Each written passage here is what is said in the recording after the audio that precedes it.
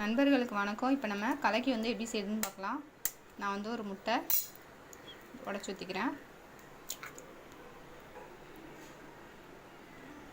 இது கூட மிளகாத்தூள் வந்து கொஞ்சம் போல் சேர்த்துக்கோங்க. மிளகுத்தூள் வந்து கொஞ்சம் போல் சேர்த்துக்கலாம். உப்பு வந்து கொஞ்சம் போல் சேர்த்துக்கோங்க. இது கூட மட்டன் குழம்பு வந்து கொஞ்சம் போல் சேர்த்துக்கோங்க. இப்போ இது எல்லாத்தையும் நல்லா கலக்கி விட்டுக்கலாம். இப்போ கடாய் சூடானதும் கொஞ்சம் போல் எண்ணெய் விட்டுக்கோங்க.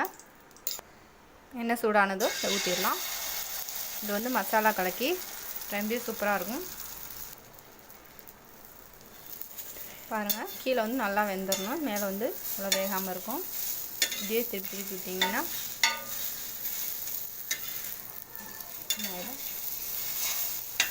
அவ்வளோ உடனே ஆஃப் பண்ணிடணும். இது வந்து அரை வேக்காடாக இருக்கணும் கலக்கி, அப்போ தான் ரொம்ப சூப்பராக டேஸ்ட்டாக இருக்கும். உடனே மாற்றிடலாம் ஒரு பவுலுக்கு.